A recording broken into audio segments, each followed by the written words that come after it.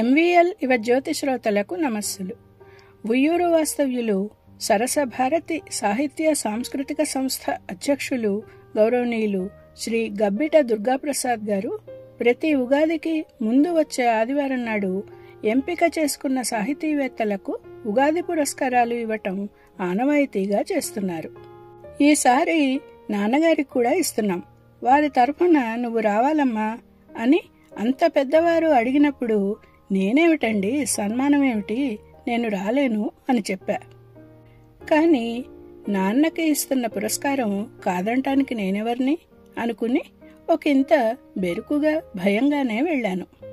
కార్యక్రమం ఆశాంతం అత్యంత ఆహ్లాదంగా హుందాగా సాగిన సభలో కవి సమ్మేళనం కూడా చక్కగా నిర్వహించారు. మహామహులు అనేక మంది పెద్దలు పండితులు సత్కారం అందుకున్న ఆనాటి సభలో కృతజ్ఞతగా నాన్న గురించి నేను చెప్పిన 2 మాటలు ఇప్పుడు.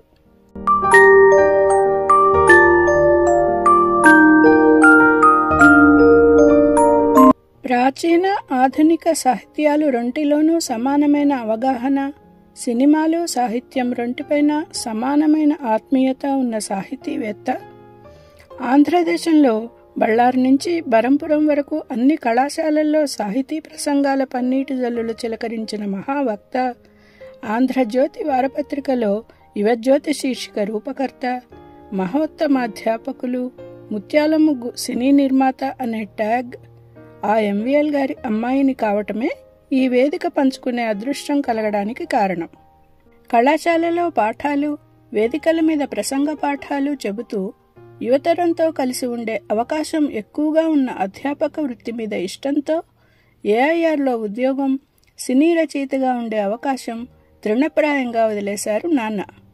ఆ రోజుల్లో పల్లెటూరు లాంటి నూజివీడులో కొత్తగా పెట్టిన ధర్మప్పారావు కాలేజీ ఉద్యోగంలో చేరి నూజివీడు అనగానే గుర్తొచ్చేవి 3 ఎంలు: శ్రీ ఎంఆర్ అప్పారావు గారు, మామిడి పండ్లు, ఇంకా ఎంవీఎల్ గారు అనుకునేలా నూజివీడు అభివృద్ధికి కారణమయ్యారని సగర్వంగా చెప్పగలను.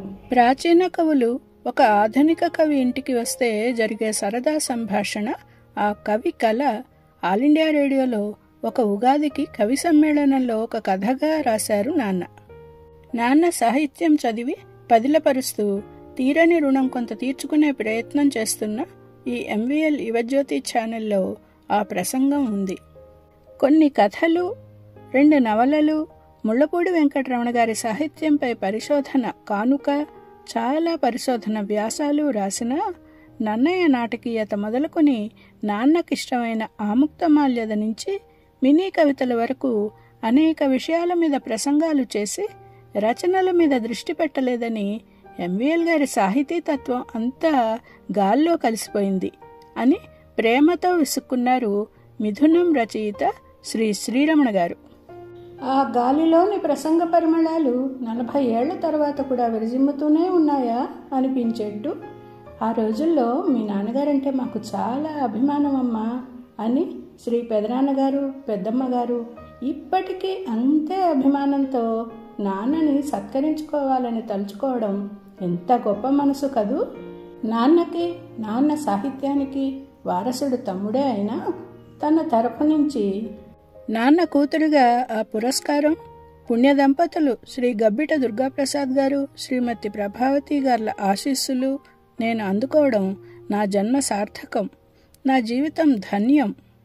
సాహిత్యం అంటే అభిమానంతో ప్రతి సంవత్సరం ఉగాది పురస్కారాల పేరిట వ్యక్తిగతంగా నిస్వార్థంగా ఇంత అద్భుతంగా కార్యక్రమాలు నిర్వహిస్తున్న శ్రీయుతులు దుర్గాప్రసాద్ గారి కుటుంబ సభ్యులందరికీ మనస వచస శిరస కృతజ్ఞతాభివందనములు. శ్రీ గురుభ్యో నమః. Thank you.